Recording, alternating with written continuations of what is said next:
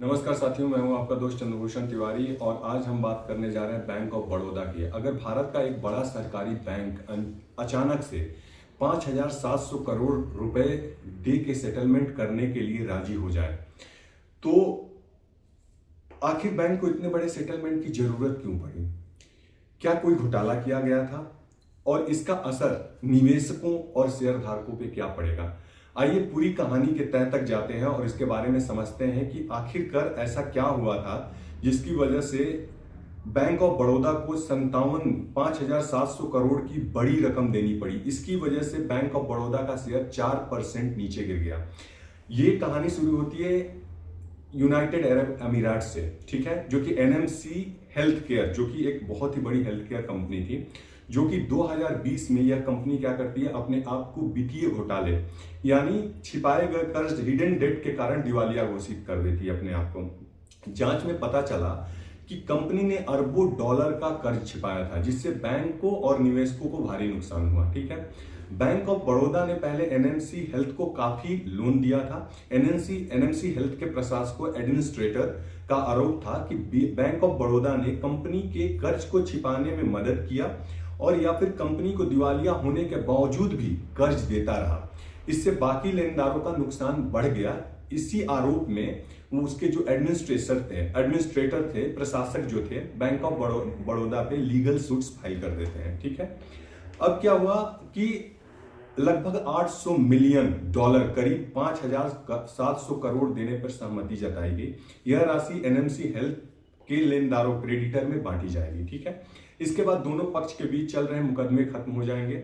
Bank ने कोई गलती स्वीकार नहीं की, लेकिन मामला खत्म करने के लिए समझौता किया है। अब हम स्टार्ट करते हैं, ये एनएमसी हेल्थ क्या है और ये कैसे इसकी शुरुआत होती है। तो एनएमसी हेल्थ की कहानी हाल के वर्षों के सबसे बड़े कॉरपोरेट और बैंकिंग घोटालों में से एक है और इसे अक्सर मिडिल ईस्ट का सत्यम घोटाला भी कहा जाता है। ठीक है, एनएमसी हेल्थ की स्थापना 1975 में 1975 में भारतीय मूल के कारोबारी बीआर शेट्टी ने यूएई में की थी। ठीक है, शुरुआत में इन्होंने एक छोटी क्लिनिक से इन्होंने शुरुआत की थी। धीरे धीरे कंपनी यूएई की सबसे बड़ी निजी हेल्थ केयर कंपनी बन गई। इसके अस्पताल, मेडिकल सेंटर और फार्मेसियां पूरे यूएई में फैल गए। 2012 में कंपनी जो है अपने आप को लंदन स्टॉक एक्सचेंज पर लिस्ट करती है। ठीक है, एक समय में आप बिलीव नहीं करेंगे, इस कंपनी का वैल्यूएशन 20 अरब डॉलर तक पहुंच गई थी। घोटाला की शुरुआत कैसे हुई? 2019 में अमेरिकी रिसर्च फर्म जिसका नाम था मूडी वाटर्स रिसर्च ने रिपोर्ट जारी की। उसने आरोप लगाया कि कंपनी अपनी असली वित्तीय स्थिति को छुपा रही थी। ठीक है, कर्ज कम दिखा रही थी, कई लेन देन जो थे वो संदिग्ध तौर पे पाए गए। शुरुआत में कंपनी ने इन आरोपों को खारिज किया, जैसे कि हर एक कंपनियां करती हैं। फिर क्या हुआ, कुछ महीनों बाद जांच शुरू हुई। जांच में यह पाया गया कि कंपनी ने लगभग 4 अरब डॉलर से अधिक का कर्ज छिपाया था। कई फर्जी बैंक खाते और फर्जी दस्तावेज इस्तेमाल किए गए थे लोन लेने के लिए। बैंकों से गलत जानकारी दे देकर बड़े बड़े लोन लिए गए थे।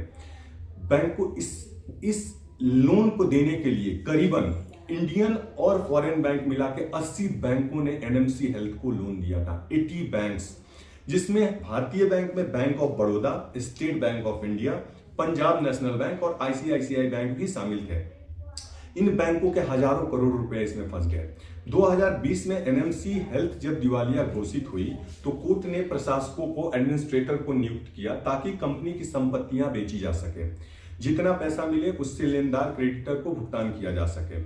बैंक ऑफ बड़ौदा का विवाद क्या था? बैंक ऑफ बड़ौदा का यह विवाद था कि एनएमसी हेल्थ के प्रशासकों का आरोप था कि कुछ बैंकों और कुछ अधिकारियों की वजह से छिपे हुए कर्ज समय पर सामने नहीं आ पाए, जिसकी वजह से कंपनी दिवालिया होने के बावजूद भी वो काम करती रही और इससे लेनदारों का नुकसान बढ़ता गया। इसी कारण से कई मुकदमे दायर हुए।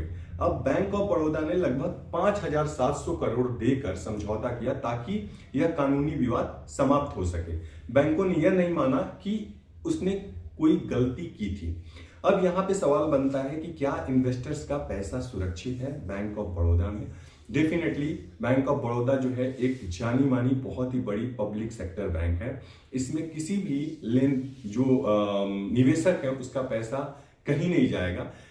कंपनी ने ऑलरेडी बहुत ही ज्यादा वित्तीय वर्षों में या last year to last year उसने अच्छा खासा मुनाफा उसने दिखाया है। डेफिनेटली अभी 5,700 करोड़ जो है बैंक ने जो दे के इस मामला को सेटल किया है, तो इसकी वजह से उसके रेवेन्यू पे प्रभाव पड़ सकता है, जिससे कि 1 या 2 साल या 3 साल उस रेवेन्यू को कवर अप करने में थोड़ा सा उसके शेयर प्राइस में दबाव पड़ सकता है।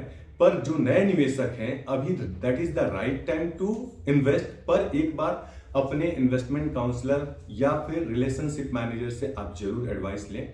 तब तक के लिए धन्यवाद। अगर वीडियो अच्छी लगी हो तो please like and subscribe for more information.